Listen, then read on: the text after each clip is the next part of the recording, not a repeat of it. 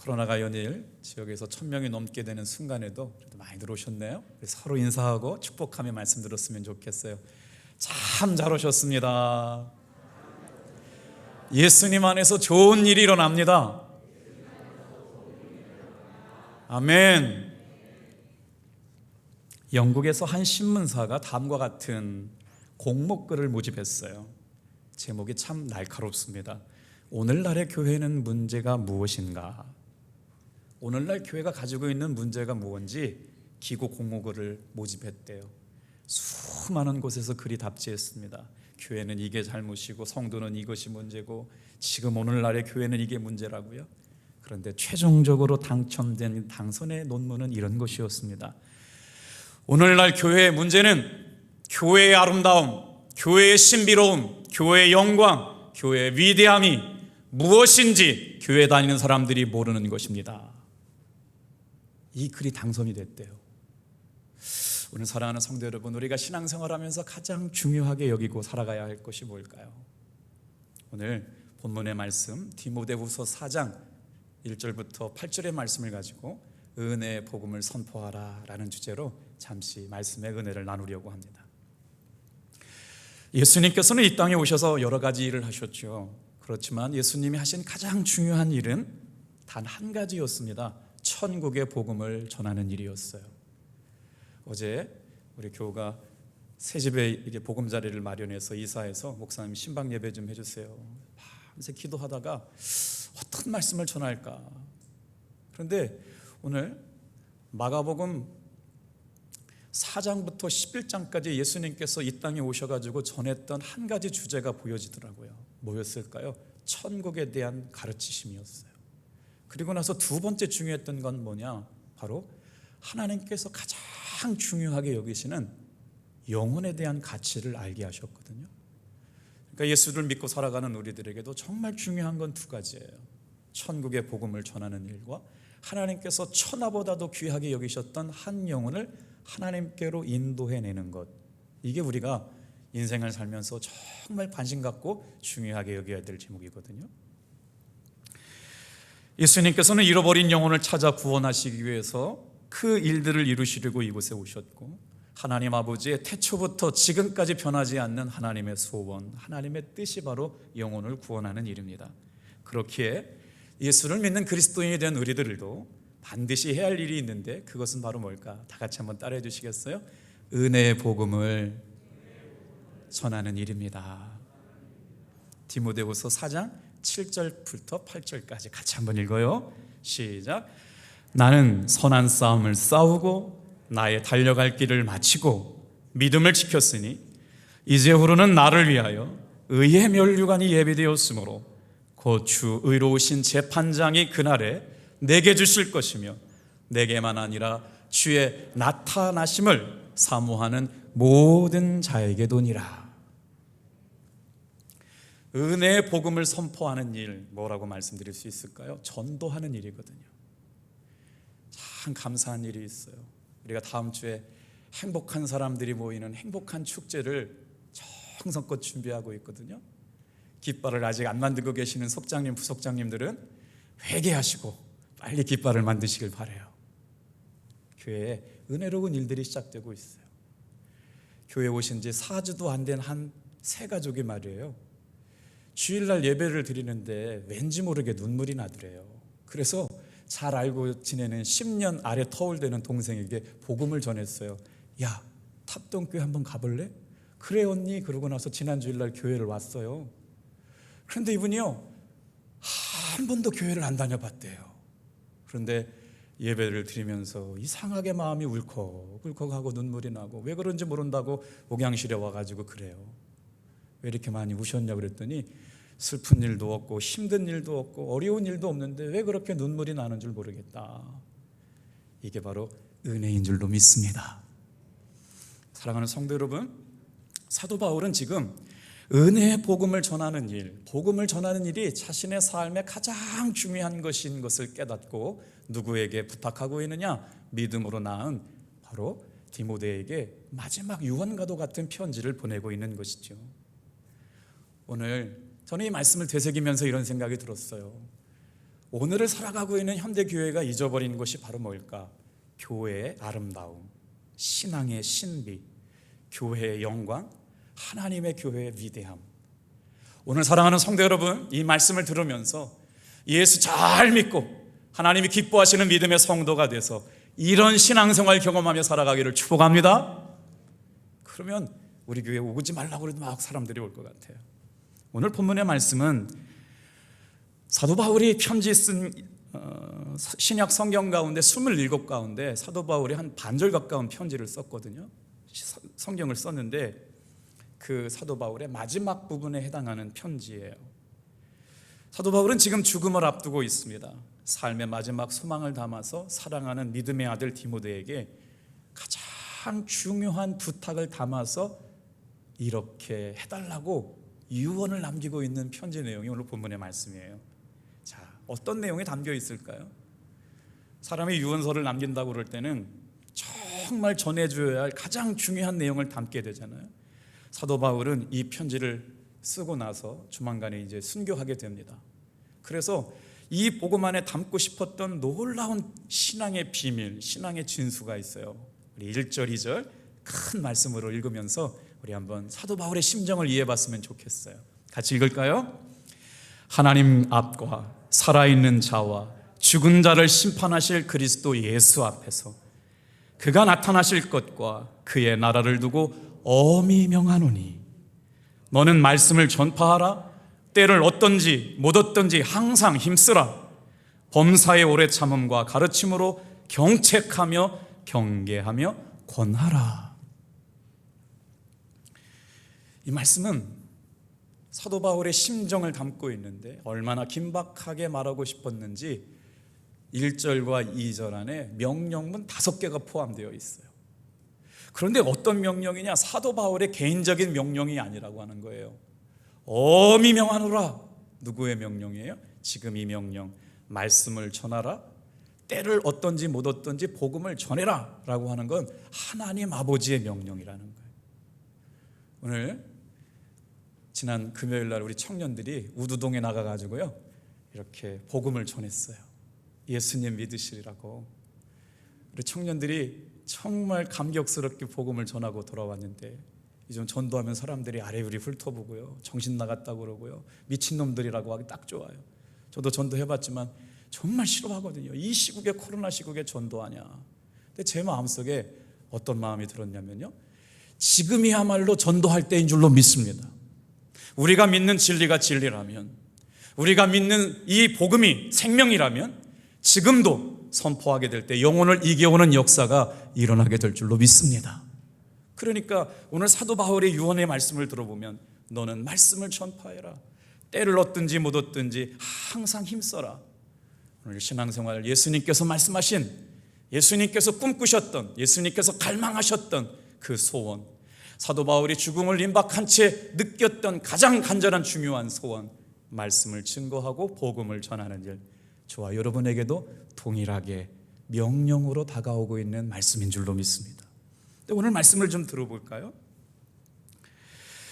하나님이 등장해요. 예수님이 등장합니다. 어떤 하나님, 어떤 예수님이 등장하느냐? 1절과 2절 말씀을 보니까 다 같이 한번 따라해 보실래요? 심판의 주, 하나님 나라의 주인. 지금 예수님이, 사도 바울이 뭐라고 얘기하느냐? 하나님 앞과 살아있는 자와 죽은 자를 심판하실 그리스도 앞에 서게 될 날이 올 것이다. 그러니까 예수 믿으라고 하는 복음을 전하는 일은 헌금 많이 하십시오, 교회에 사람들 많이 모이게 합시다 라고 하는 게 아니에요. 복음을 전하라고 하는 사도 바울의 부탁은 이런 말씀인 겁니다. 하나님 앞과 산 자와 죽은 자를 심판하시는 이 앞에 서게 될 때를 위하여 은혜의 복음을 전파하라. 그러니까 복음을 전하면, 복음을 믿으면, 예수를 영접하고 믿으면 어떤 역사가 일어나느냐? 영혼이 살아나는 역사가 일어납니다. 삶의 문제가 풀려지는 역사가 일어납니다. 사람의 삶에, 죽을 수밖에 없는 삶의 형편이 바뀌어져 가는 믿음의 돌파가 일어납니다. 오늘 저는 이 말씀에 잇대어 저와 여러분들에게 복음을 읽는 사람들이 되어지기를 축복합니다. 오늘도 우리 성도님들 저한테 기도 부탁을 해와요. 말기암 환자 성도님이 거친 숨을 모시면서 목사님 기도해 주세요. 정말 오랫동안 기도했지만 제가 할 수 있는 게 하나도 없어요. 그래서 아침마다 저녁마다 주님 앞에 눈물로 기도하죠. 그런데 기도해도 암이 고쳐지지 않을 것 같은 의심이 제 마음속에 있기 때문에 기도하는 게 주저될 때가 있어요. 그런데 어제 그저께 성도님이 목사님 너무 힘듭니다, 목사님 기도해 주세요. 그리고 나서 기도를 하는 순간 제 마음속에 주님이 이런 믿음을 주셨어요. 기도해라, 믿음의 돌파가 일어날 것이다. 할렐루야. 삶의 환경과 형편이 어떻게 바뀝니까? 예수를 믿음으로 말미암아 우리의 삶에 하나님의 은혜가 임하면 우리의 삶에 돌파는 일어날 줄로 믿습니다. 물질의 돌파, 건강의 문제, 자녀의 문제, 인생의 문제, 무엇 갖고 해결할 수가 있어요? 산자와 죽은 자를 심판하러 오시는 예수님 앞에 서게 될 그때를 생각해 보면 사는 것도 죽는 것도 부끄럽지 않습니다. 그래서 이 진리를 깨달은 사도 바울이 부탁하고 있는 거예요. 너는 말씀을 전파하라. 때를 얻든지 못 얻든지 항상 힘써라. 내가 이걸 엄히 명한다. 오늘 내 인생의 문제를 어떻게 해결할 수 있을까요? 대답 좀 해보세요. 답은 예수 그리스도예요. 저와 여러분의 인생의 문제를 어떻게 해결할 수 있을까요? 내 힘으로 도저히 해결되지 않는 삶의 습관과 문제를 어떻게 해결할 수 있을까요? 내 삶의 뼛속까지 깊이 파고 들어왔던 죄의 문제를 어떻게 해결할 수 있을까요? 노력해도 해결할 수 없는 삶의 문제를 어떻게 해결할 수 있을까요? 도저히 삶의 문제 앞에 고개를 들 수 없는 연약함을 간직한 채 살아가는 우리들의 삶의 문제를 무엇 갖고 해결할 수 있을까요? 예수 그리스도. 예수 그리스도를 선포해야 되는데 다 졸고 계신 것 같아요. 조금 목소리를 높여보세요. 힘들게 오늘을 살아가고 있는 내 가족과 자녀들에게 가장 지금 필요한 것은 무엇일까요? 아멘.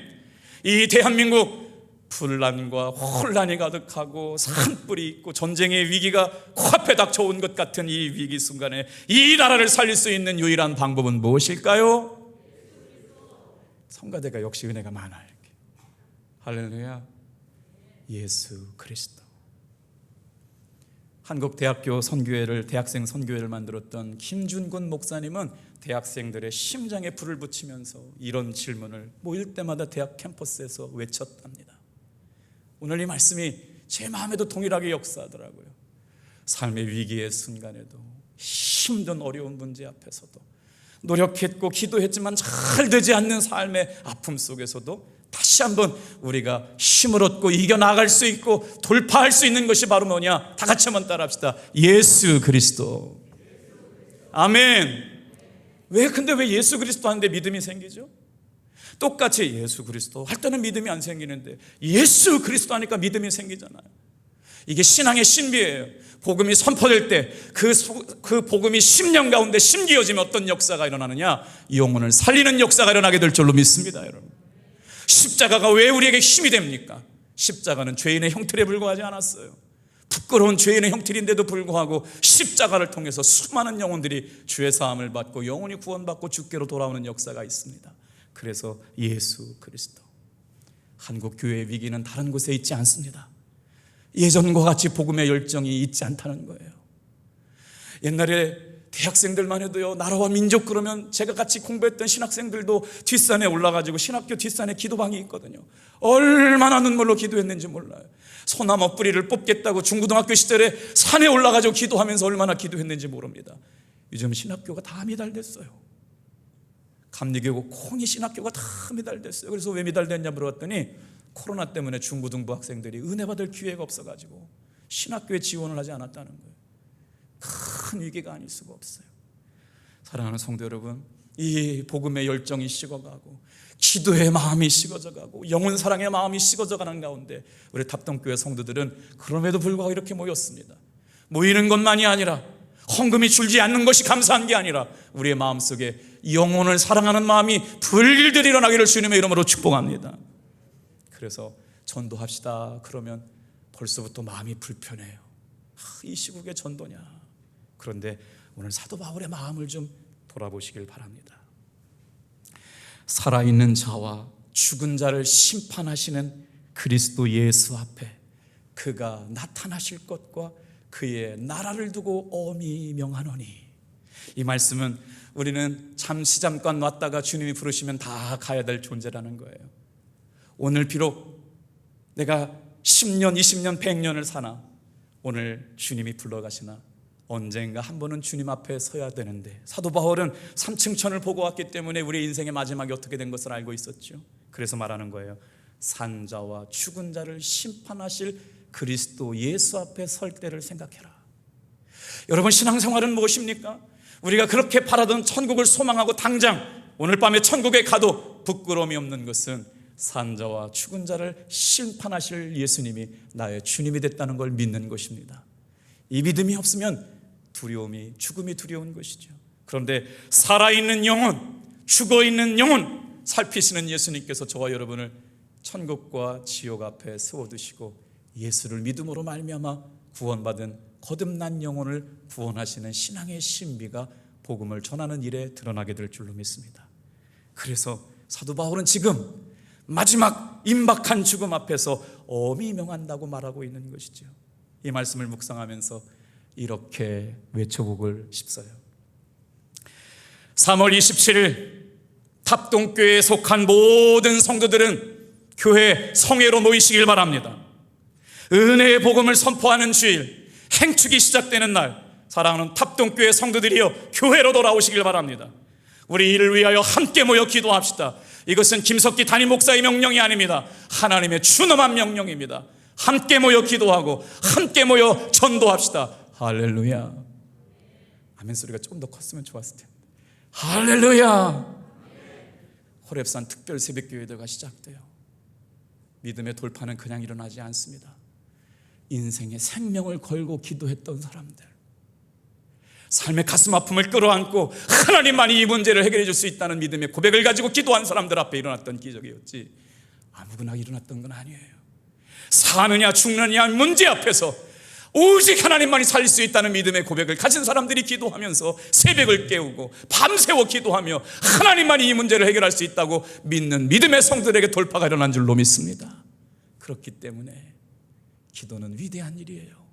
복음을 전하는 일은 행복한 일이에요. 사도 바울은 자신의 죽음에 임박한 걸 보면서 6절 이렇게 고백하고 있습니다. 고백해 볼까요? 시작. 전제와 같이 내가 벌써 부어지고 나의 떠날 시각이 가까웠도다.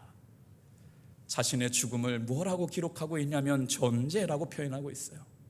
여기서 전제라고 하는 것은 이스라엘 백성들이 하나님 앞에 제사를 드릴 때 포도주를 곁들여서 드리는 제사를 전제라고 부릅니다.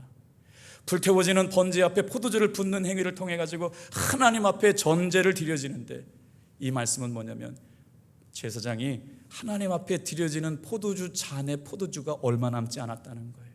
왜요? 포도주가 다 부어지면 제사는 끝나는 거거든요. 자신의 삶이 하나님 앞에 전제로 드려지는 희생 제사와 같기를 원하는 거예요. 돈 많이 벌었습니다. 스펙이 좋습니다. 자식들 잘 먹고 잘 삽니다. 은행에다 저축도 많이 해놨습니다. 비트코인도 샀습니다. 저축도 많이 했습니다. 좋은 차, 좋은 집 많이 있습니다. 바라는 소망이라고 얘기하지 않았어요. 천국에 대한 복음. 우리가 오늘 살아가는 한국교회의 문제가 뭐예요? 땅의 복음에만 너무 관심이 많아요. 그러나 예수님께서는 땅의 복음을 전하신 적이 없어요. 천국의 복음을 전하셨어요. 오늘 이 시간 나와 있는 사랑하는 성도 여러분, 저와 여러분의 삶에 믿음의 눈이 열려서 천국의 복음의 눈이 열려지기를 축복합니다. 그랬더니 뭐라고 그래요? 마지막 한 방울이 떨어지는 제사가 되길 원했던 사도 바울이 자신의 삶이 하나님 앞에 드려지는 향기로운 전제와 같은 제사의 제물과 같은 삶을 원했다는 것이죠. 오늘 저와 여러분의 마지막 순간의 삶은 어떠해야 할까요? 내 삶이 마지막 순간이 다가왔을 때 가장 먼저 하거나 중요하게 여겨야 할 일은 뭘까요? 혹시 생각해 보신 적이 있어요? 나의 떠날 시간이 다가왔다라고 하는 사도 바울의 고백 가운데 밑줄 쳐서 읽어야 될 말씀, 떠난다라는 말씀입니다. 이 떠난다라고 하는 것에 여러 가지 의미가 담겨져 있는데 4가지를 잠깐 설명을 해드려 볼게요. 떠난다라고 하는 이 본문의 원어는 아날루시스라고 하는 단어예요. 사도 바울이 지금 여기서 떠난다라고 하는 말씀을 기록해 놓은 이유가 어떤 면에서 떠난다는 것인가? 첫 번째로 오랫동안 무거운 사슬에 묶여서 감옥에 갇혀 있었던 죄수가 드디어 자유의 몸을 입고 벗어나게 되었을 때 쓰는 단어가 아날루시스예요. 사도 바울은 자신의 연약함, 자신의 질병, 자신의 고통, 자기가 감당하기 어려운 인생의 짐의 무게로부터 벗어나게 될 일, 예수를 믿음으로 말미암아 복음을 전하다가 천국에 들어가는 일을 아날루시스로 봤어요. 사랑하는 성도 여러분, 저와 여러분의 삶이 예수의 복음 안에 자유를 누리며 사시기를 축복합니다. 이게 복음의 원리예요. 두 번째는 하루 종일 무거운 멍에를 짊어지고 일하던 소 한 마리가 일이 끝나고 해가 뉘엿뉘엿 넘어갈 때 소 주인이 내려와서 소 등에 얹혀주었던 멍에를 벗겨주는 일, 아날루시스래요. 어때요? 인생의 무거운 짐을 내려놓는 그 순간 구유에 들어가서 따끈하게 준비되어 있던 소 여물을 먹을 때 안식을 즐긴다라는 말이 아날루시스예요. 저와 여러분의 삶은 여러분 어디서도 안전한 지대가 없어요.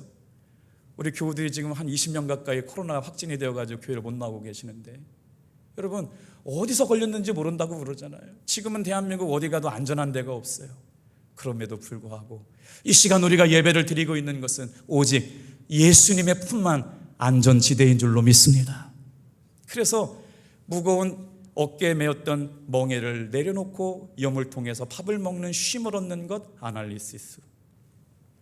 고향을 떠나 낯선 곳에 항구에 정박해 있던 배가 고향을 향하여 떠날 때 고향 항구를 찾기 위해 묶여있던 밧줄을 풀어내릴 때 쓰는 단어가 아날루시스예요. 피곤한 여행길을 마치고 나그네가 집으로 돌아오기 위해서 묶었던 텐트 천막의 끈을 펼쳐 풀 때 인생의 끈을 푼다라는 의미로 쓰일 때가 아날루시스래요.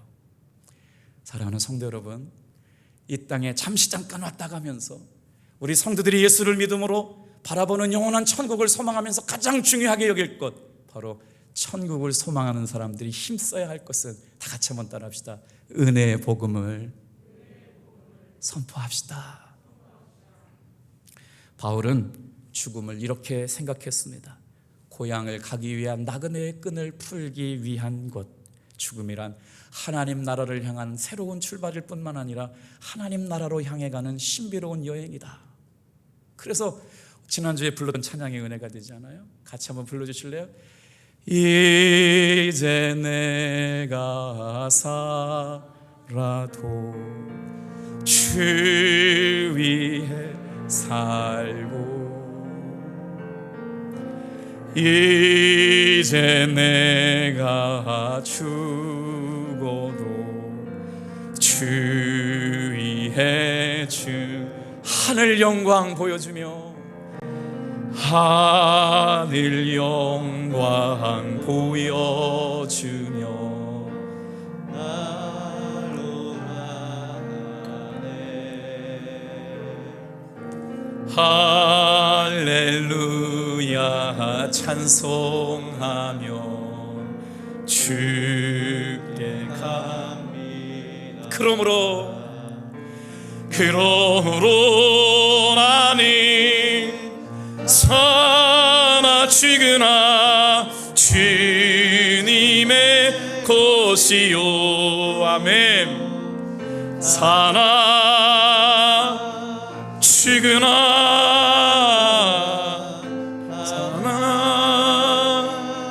죽으나 날 위해 피 흘리시 내 주님의 것이라. 은혜의 복음을 누가 전해주었기 때문에 은혜의 십자가의 복음을 깨달은 사람들은 어느 순간 이 찬양을 부르면서 함께 감동받고 눈물을 흘리며 예배를 드리죠. 사도 바울이 자신의 마지막을 하나님 앞에 이렇게 살기를 다짐하는 믿음의 고백을 담아서 8절을 쓰고 있습니다. 8절 같이 한번 읽어볼게요. 시작. 이제후로는 나를 위하여 의의 면류관이 예비되었으므로 주 곧 의로우신 재판장이 그날에 내게 주실 것이며 내게만 아니라 주의 나타나심을 사모하는 모든 자에게니라. 우리 사랑하는 탑동교회 성도 여러분, 우리가 은혜의 복음을 전하면서 주님 앞에 서게 될 날을 기억하시길 바랍니다. 주님의 은혜가 나타날 때 은혜를 사모했던 모든 사람들에게 부어주시는 그 놀라운 은혜를 내 것으로 삼아 살기를 주님의 이름으로 축복합니다. 사도 바울은 이렇게 인생의 중요한 목적을 바라보라고 말씀하면서 엄히 명령합니다. 저 천국을 소망하면서 살 것을 말씀하면서 엄히 명령하고 있습니다. 죽음과 심판의 관점에서 우리가 그때 마지막 순간 은혜의 복음을 선포하는 일로 인해서 예수를 믿으면 어떤 역사가 일어나요?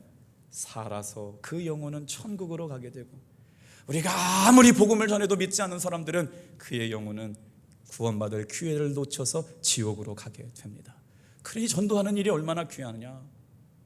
아니 어떻게 우리가 전도한 전도를 통해서 영혼이 구원을 받고 교회를 나와요? 예수를 믿는다는 놀라운 신비가 어떻게 일어나요? 그래서 복음을 전해본 사람만 아는 거예요. 은혜의 복음을 전해본 사람이 한 영혼이 주님께로 영혼이 이겨와지는 걸 경험했기 때문에 전도를 하지 않을 수가 없어요. 온 성도들이 이 은혜의 자리에 참여하게 되기를 주님의 이름으로 축복합니다. 자, 우리 5절 말씀을 읽으면서 1절과 대꾸를 이루고 있는 거예요. 엄히 명하고 있는 사도 바울이 5절과 연결돼요. 무엇과 연결될까요? 내 삶의 자리에 연결됩니다. 5절 말씀 같이 읽을게요. 시작. 그러나 너는 모든 일에 신중하여 고난을 받으며 전도자의 일을 하며 내 직무를 다하라. 푸른솔 약국을 운영하는 박정훈 약사님은 자기 약국에 약사로 오는 분들에게 약을 조제해서 나눠줄 때마다 정성스럽게 약봉투에다가 이렇게 프린트했대요.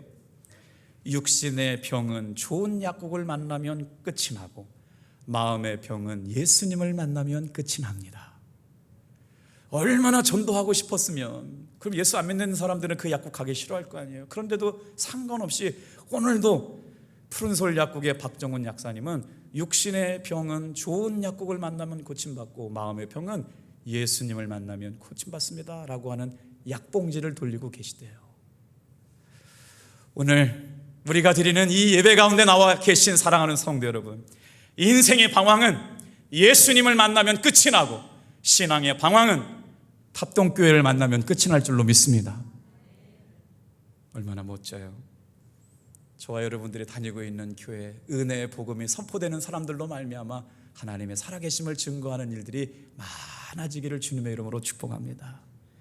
그래서 1절과 5절을 연결해서 읽어보니까 이래요. 엄히 명하노니 내 직무를 다하라. 찬양 성가대의 직무가 뭘까요?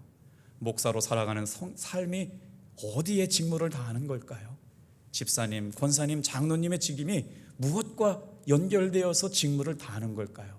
사도 바울은 엄히 말한다고 하면서 때를 얻든지 못 얻든지 복음을 전해라, 하나님의 말씀을 증거해라, 이게 바로 너희의 직무다 라고 말씀하고 있는 것이죠. 이 명령에 순종하는 것은 사도 바울의 명령에 순종하는 것뿐만 아니라 하나님의 명령에 순종하는 겁니다. 하나님의 은혜의 복음을 전하는 것을 순종하지 않는 일은 김석기 목사의 명령에 순종하지 않는 것뿐만 아니라 하나님의 명령에 순종하지 않는 것입니다. 그래서 우리가 전한 복음을 듣게 될 사람들에게 일어나는 일은 딱 두 가지.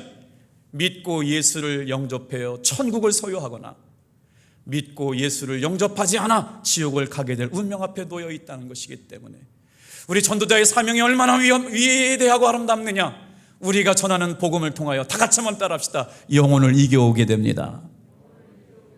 아멘이세요?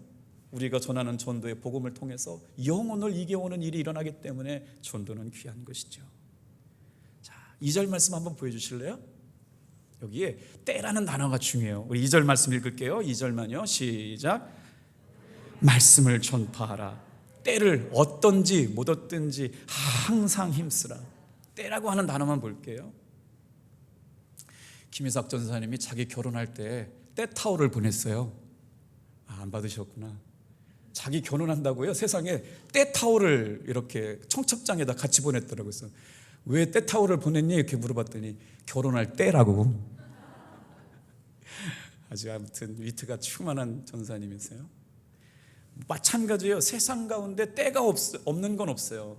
농부가 농사를 지을 때 전정을 해주잖아요. 우리 농부, 청년 농부 있는데 가지치기를 해야만 새 가지에 사과가 열매를 맺는데 씨를 뿌려야 될 때가 있고 거름을 뿌려야 될 때가 있어요. 열매를 따줘야 될 때가 있고 저장해야 될 때가 다 있잖아요. 모든 만물 가운데 때가 없는 때는 없어요. 그런데 뭐라고 말씀하시느냐? 복음을 전하는 일은 때가 없다는 거예요. 왜요? 기다려주지 않기 때문에. 사랑하는 성도 여러분, 저와 여러분들이 누군가 작정하고 기도한 다음에 하나님께서 예비하신 영혼이 그 사람인 줄을 사모하면서 복음을 증거해 보시길 바랍니다. 우리 교육자들이 정성을 다해서 행축을 준비하고 있어요. 3월 27일 날 드디어 행축 선포 주일로 지킵니다.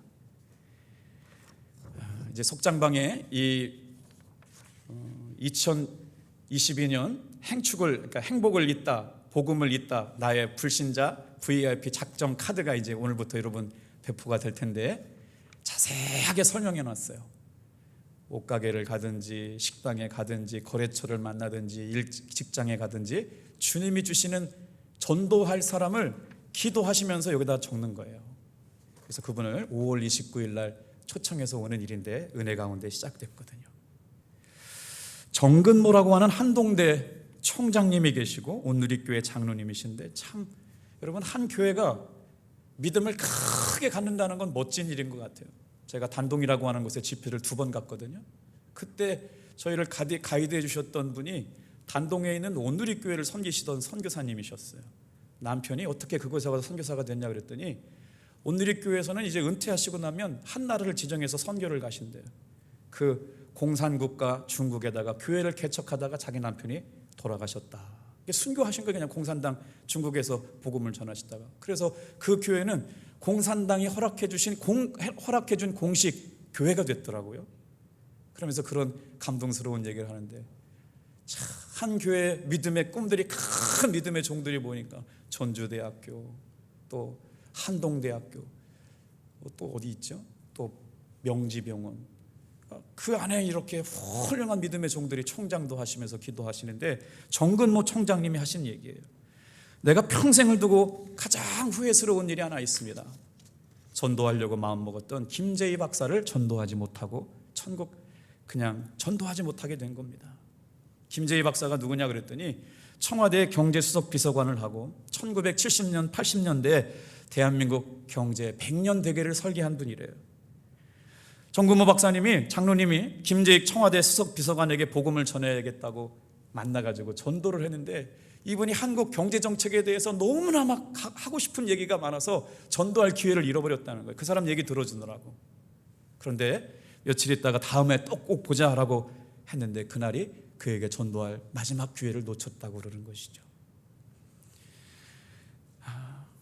1983년 버마, 지금 미얀마에 대통령을, 경제수석 보좌관이니까 대통령을 모시고 그 미얀마에 출국하는 비행기를 탔다가 칼기 폭파범에 의해 가지고 공중에서 폭파해서 돌아가시게 된 거죠. 그러니까 정말 친했던, 서울대학교 다니면서 나라와 민족을 위해서 같이 고민했던 한 청년을 전도하지 못하고 친구를 전도하지 못한 게 지금까지 마음에 남아있는 가장 후회스러운 일이라는 거예요. 내가 왜 좀 더 과감하게 전도하지 못했을까? 전도 한 번 못한 것 때문에 평생 후회가 남아가지고 전도할 마지막 기회가 있다, 마지막 때가 있다 깨닫고 나서 그 김재익 박사만 생각하면 마음을 찢으며 통곡하며 기도하고 있다는 것이죠. 그래서 울고 또 울고 아무리 울어도 답이 없어서 주님께서 가족들을 전도하게 하셔가지고 그 가족들을 전도했다는 말씀을 간증으로 읽어본 적이 있어요.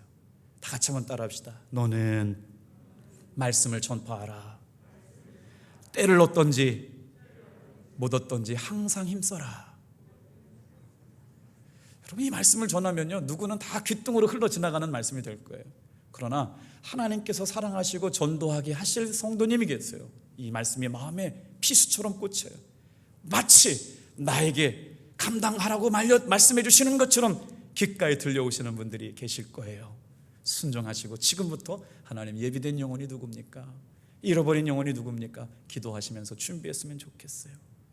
그런데 사도 바울이요, 그 일을 앞에 두고 앞으로 복음을 전할 때 이런 일들이 있을 거라고 얘기해 주셨어요. 어떤 일이래요? 복음은 왜 우리가 전해야 되나요? 같이 한번 따라해 주세요. 믿는 자에게 구원을 주시는 하나님의 능력이 되기에 해. 여러분, 다른 어떤 것도 구원할 이름을 주신 적이 없어요. 우리가 전도할 이유는 믿는 자에게 구원을 주시는 하나님의 능력을 경험할 수 있는 방법은 전도하는 일이거든요.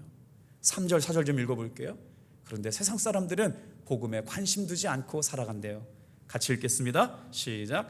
때가 이르리니 사람이 바른 교훈을 받지 아니하며 귀가 가리워서 자기의 사욕을 따를 스승을 많이 두고 또 그 귀를 진리에서 돌이켜 한탄한 이야기를 따르니라. 2000년 전에 복음을 전했던, 자신의 삶이 하나님 앞에 드려지는 제사와 같은 불태워 없어지는 인생이 되기를 바랬던 사도 바울도 자신이 전하면서 경험했던 수많은 거절감, 수많은 거역, 복음을 받아들이지 않는 상황을 경험하고 난 것이죠. 사랑하는 아들, 믿음의 아들 디모데가 전도할 때도 그런 일들을 만나게 될 거라고 얘기하는 것이죠. 때가 이르면 사람들은 교훈을 받지 아니하고 귀가 가리워져서 자기의 사욕을 쫓아갈 뿐만 아니라 자기를 위한 스승을 많이 두는 시대를 만나게 될 것이다. 그들의 귀는 진리에 돌이켜서 허탄한 이야기를 따라간다. 그래서 진리의 교훈을 받든지 안 받든지 사도 바울은 때를 얻든지 못 얻든지 담대하게 복음을 전하는 일이 하나님의 명령이라고 어미명하고 있고, 이것이 우리가 감당해야 될 분명한 직분이고 직무라고 말씀하고 있는 거예요. 세상 사람들은 자기가 관심 있는 것만 들으려고 합니다. 5분, 10분, 5초도 기다려주지 않습니다. 그런데요, 사랑하는 성도 여러분, 복음이 심기어지려고 준비된 예비된 영혼이 있다는 걸 기억하시길 바라요. 반드시 복음이 제대로만 선포만 되면 열매 맺고 싹나는 역사를 하나님께서 우리에게 경험하게 하여 주실 줄로 믿습니다. 지난 주일 예배 시간에 그런 은혜도 마찬가지예요. 너무나도 감격스럽더라고요. 죄에 빠진 인간은 하나님을 마음에 모시고 살기를 싫어합니다. 이것이 바로 사단의 교묘한 전략이에요. 그래서 우리가 전도자들이 마음에 새기고 나아가야 될 중요한 말씀 한 구절은 왜 암송했으면 좋겠어요. 사도행전 4장 12절 말씀 큰 소리를 읽어볼까요? 시작. 다른 이로서는 구원을 받을 수 없나니 천하 사람 중에 구원을 받을 만한 다른 이름을 우리에게 주신 일이 없음이라. 오늘 사도 바울이 자신의 삶을 마감해 가면서 이렇게 고백해요. 제가 어린 시절 교회를 갔다 오면 어머니께서 고구마를 삶아주셨어요. 참 그때는요 정말 고구마를 많이 먹었던 것 같아요. 제가 이런 말씀을 많이 드렸더니 목사님 나이가 한 70쯤 돼 보인다고 그러시는 말 많이 들었어요. 아니 목사님, 제가 시골에서 살아서 그랬나 봐요. 주일날 예배를 끝나고 나면 어머니는 꼭 고구마를 삶으셨죠. 그러면 제일 먼저 집에 있는 저에게, 막내야 고구마 익었는지 소뚜껑 좀 열어봐라. 소뚜껑 열면 고구마가 익었는지 알아요, 못 알아요? 모르죠. 찔러봐야 돼요. 고구마를 찌르면 고구마가 대답을 해요. 혹시 예수님 믿으십니까? 그러면요, 예수 안 믿는 사람들은요, 생고구마들은 이렇게 대답을 해요. 우리 집은요 불교 집안이에요. 대대로 불교 집안이에요. 그래서 내 이름은요 불교에 적이 올려졌어요. 저한테는요 절대로 전도하지 마세요. 저도 많이 만났거든요.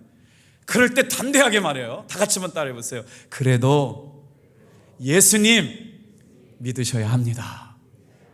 그럼 막 또 화를 내요. 무슨 말이에요? 그럴 때도 뭐예요? 다 같이 한번 따라해 보세요. 예수님 믿어보세요. 좀 따라해 주셔야 돼요. 너무 좋아요. 죄송해요, 제 마음에 안 드네요. 조금만 높여서. 너무 좋아요. 다 얌전해. 여러분, 예수 믿는 것이 행복해지시고 좋아지시는 역사가 복음을 전하는 일 가운데 일어나게 될 줄로 믿습니다.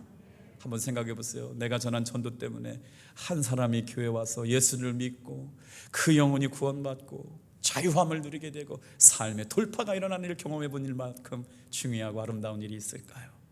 오늘 예배가 끝나고 나서 누구에겐가 담대하게 복음을 전해 주시길 바랍니다.